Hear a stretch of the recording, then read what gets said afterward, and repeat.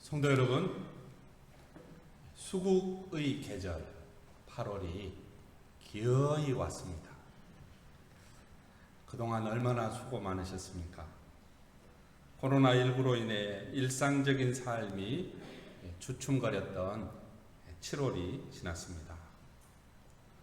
휴가도 시원하게 다녀올 수 없는 현실이 짜증이 나고 속상하신 분도 있을 것입니다.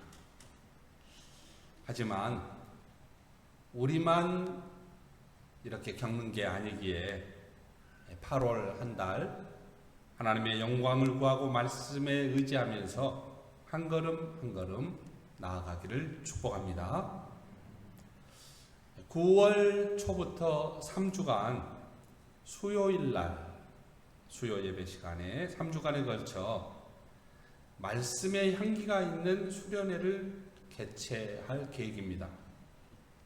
자세한 것은 예배부 섬김장 우리 오경록 장로님을 중심으로 안수 집사의 섬김이, 또 권사의 섬김이, 그리고 새신자팀, 전도팀, 중보기도팀, 안내팀 섬김이 각 구역장들과 논의한 다음에 이렇게 알려드리도록 하겠습니다. 그런데 수련의 표를 정했습니다.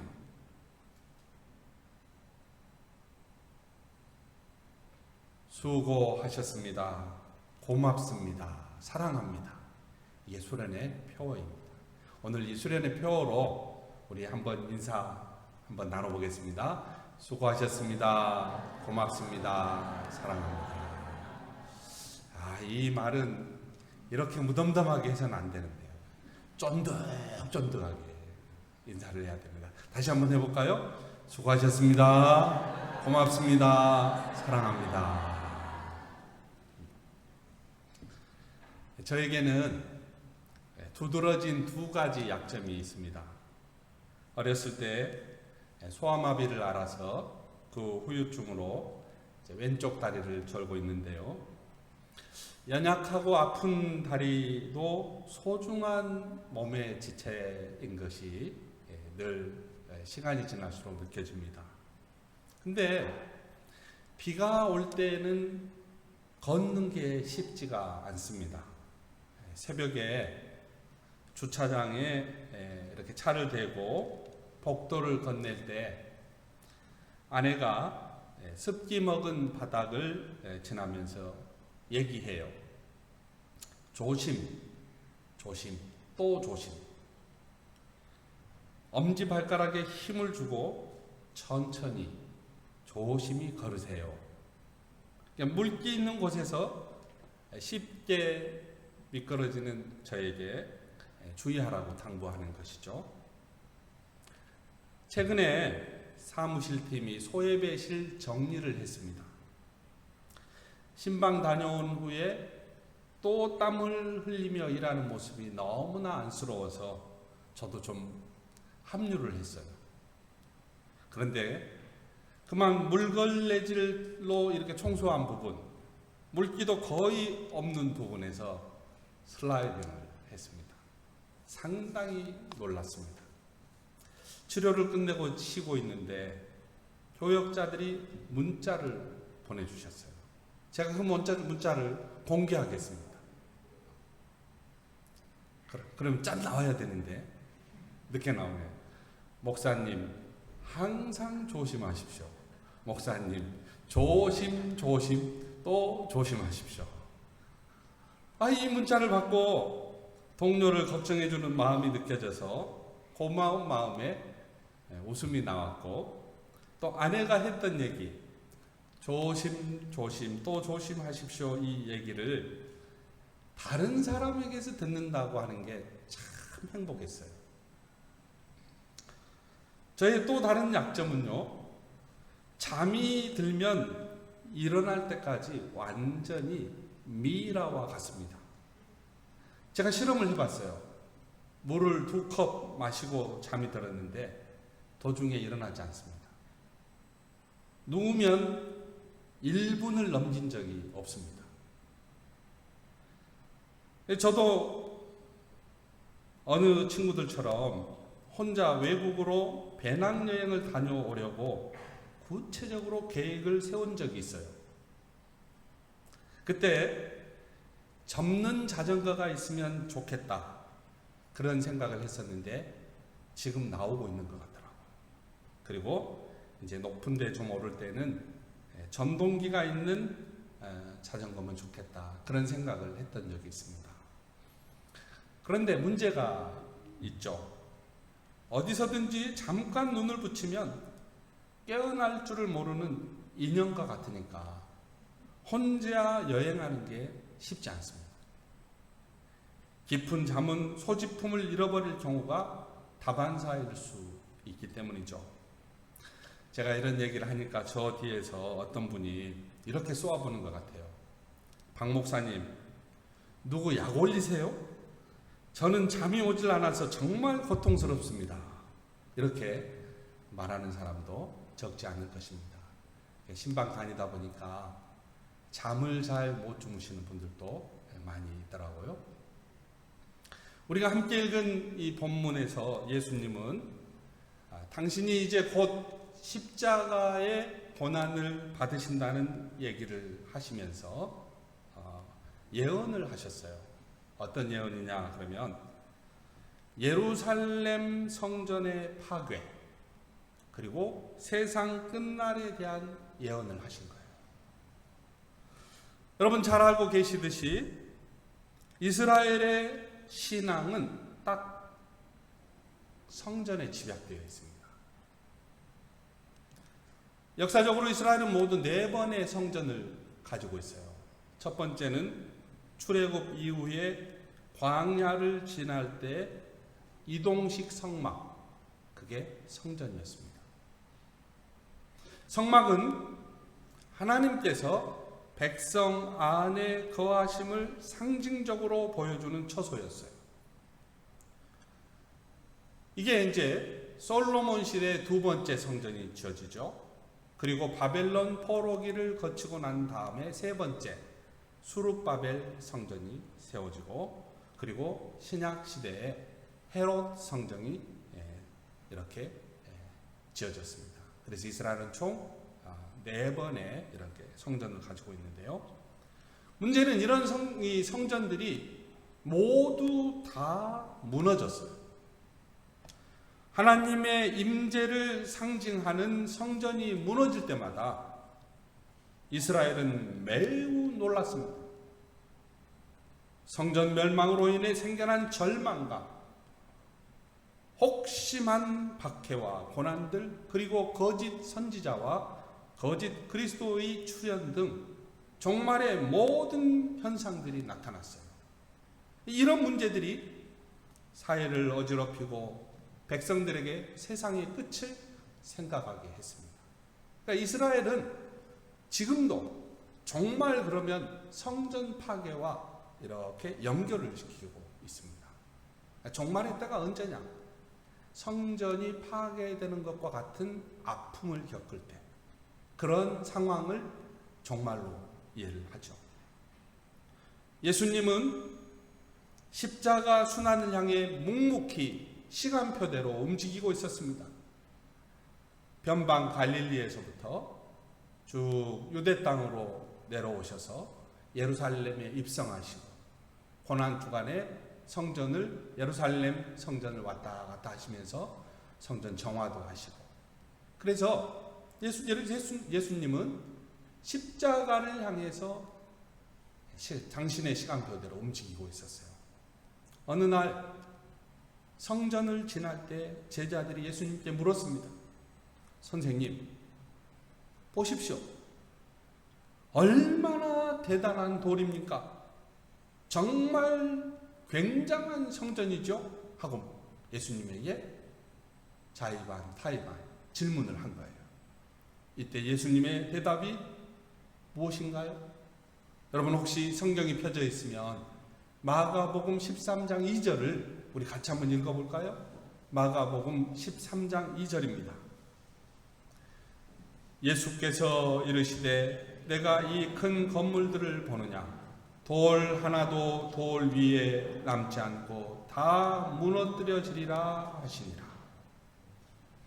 제자들이 이 웅장하고 굉장한 성전을 지금 예수님께 보여주면서 얘기를 물어봤는데, 예수님은 제자들에게 성전이 파괴될 것을 이야기하고 있어요. 유대 전쟁과 예루살렘 성전 파괴를 예언한 것입니다.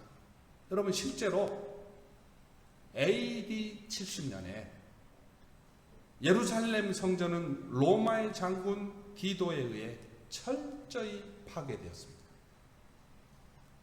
일반 백성들은 로마군에게 잡히는 대로 목이 잘렸습니다. 그래서 성전 제단 주변에는 시체가 산더미처럼 쌓였습니다. 로마군들은 성전 내부가 온통 금으로 되어 있는 것을 보고 내부에 보물이 가득 있으리라 기대하고 성전을 마음껏 약탈했습니다.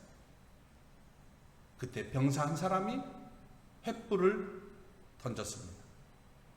지성소 옆 오래된 목재가 활활 타오르면서 화염이 춤을 추었어요. 돌 하나도 돌 위에 남지 않고 성전이 세워진 산은 온통 불바다가 되었고 사방은 온통 피바다를 이루었습니다. 성전이 불에 타들어가자 장식으로 입혔던 금이 녹아내려 벽과 바닥에 스며들었고, 군인들은 그 금을 긁어내고자 성전의 파괴를 자행했습니다. 이렇게 예수님이 예언하신 지 40년 후에 실제로 예루살렘 성전이 파괴되었습니다. 여러분, 지금 그림 한 장을 볼 텐데요. 성전 중에 오늘날까지 남아있는 곳은요, 제2 성전 벽 북쪽 부분이에요. 이 벽을 뭐라 그러느냐? 통곡의 벽이라고 합니다. 딱 나와줘야지 좋은데요. 안 나오네요. 네, 이제 나왔네요. 이거 하나만 남겨두고 모든 성전이 파괴되었어요. 예수님은 예루살렘 성전의 멸망을 예언하면서 무슨 말씀을 하시냐? 세상 끝날에 대해 이야기하시는 거예요. 내가 지금은 십자가를 지고자 묵묵히 걸어가는 세상 죄를 지고 오는 어린 양이지만 다시 재림할 때에는 영광의 보좌 위에서 세상을 심판할 심판주로 내려올 것이다. 그래서 너희들은 영적으로 늘 깨어 있으라. 이렇게 교훈하시는 거예요. 그래서 성도들이 세상 종말에 있을 핍박과 환난을 믿음으로 견디면 주님께서는 반드시 자기 백성을 구원하시기 위해 이 땅에 오시기에, 그때 성도들이 신부가 신랑을 맞이한 것처럼 기쁨으로 주님을 맞이하게 될 것이라고 말씀하신 것입니다. 여러분, 예수님이 언제 오실지 재림의 정확한 날짜와 시간은 오직 하나님 외에 아무도 알지 못합니다. 하지만 주인이 집을 떠날 때 자기 종들에게 권한을 주어서 각 사람에게 할 일을 맡겼습니다. 특별히 문지기에게는 깨어 있으라고 명령하시죠. 우리들 모두에게 주의하라고 당부하시고 섬김이와 섬김장에게는 깨어 있으라고 말씀하신 것입니다. 우리 13장 35절을 같이 한번 읽어볼까요? 13장 35절입니다. 그러므로 깨어 있으라. 집주인이 언제 올는지, 혹 저물 때일는지, 밤중일는지, 닭 울 때일는지, 새벽일는지 너희가 알지 못합니다. 오늘 본문의 내용이 이런 내용을 담고 있어요. 이 시간 우리는 예수님의 말씀을 통하여 두 가지 메시지를 들을 수가 있습니다. 메시지가 방금 화면에 나와 있는 대로 주의하라. 또 하나는 깨어 있으라. 예수님은 성도들에게 주의하라고 하세요. 그리고 우리들에게 깨어 있으라고 말씀하십니다. 예수님의 재림을 기다리는 우리에게 항상 주의하라고 하셨는데요. 여러분, 주의한다는 게 무엇일까요? 제가 서두에서 조심, 또 조심하라는 얘기를 했는데요. 주의한다고 하는 것은 마음을 두라는 거예요. 그리고 주변을 살피라는 것입니다. 오늘 교회 주보, 이 교회 소식란에 보면 아래쪽에 사무실 TV 모니터 43인치를 승산교회 유기상 장로님이 헌물로 드렸습니다. 이번에 교회 공사가 진행되면서 저뿐만 아니라 우리 사무실에 있는 모든 분들이 깜짝 놀랐어요. 유 장로님이 오셔서 묵묵히 지켜보고 그리고 조언을 주시고 함께 하셨어요.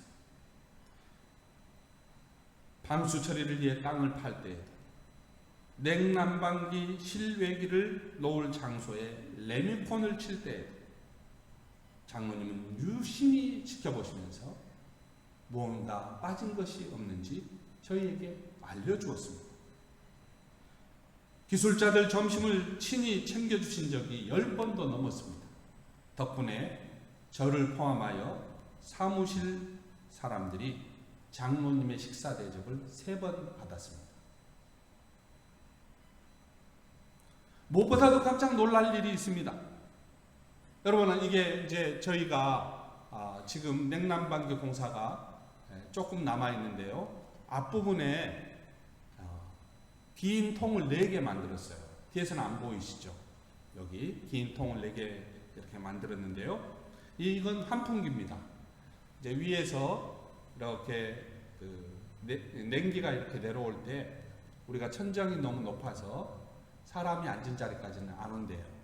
그래서 공기를 순환시키는 통입니다. 이게 여기서 공기를 빨아 올리고 위에서 다시 내리고, 그래서 이 냉기를 저희들의 머리 가까이 이렇게 옮기는 이 통이에요. 여기에 이제 16개 통이 이렇게 내려올 작업이 하나 남아 있습니다. 근데 오른쪽 한번 보실래요? 오른쪽 한번 보시면 서상우 장로님 위에 저쪽 지붕을 보면 비가 샜잖아요. 지금 이 비가 저희들 지붕이 양철이 좀 삭아서 거기서 물이 들어와서 이렇게 지붕이 이제 물이 좀 들어오는 건데요. 저것 때문에 이 커튼, 이 덮개가 얼룩이 졌어요. 얼룩이 졌는데요. 지켜보는 우리는 그냥 무심히 보고 있었는데 장로님은 저기 뒤에서 다른 덮개를 떼어가지고 오셨어요. 깨끗한 걸. 그리고 여기 비계를 놓고 올라가서 지금 작업하지 않습니까?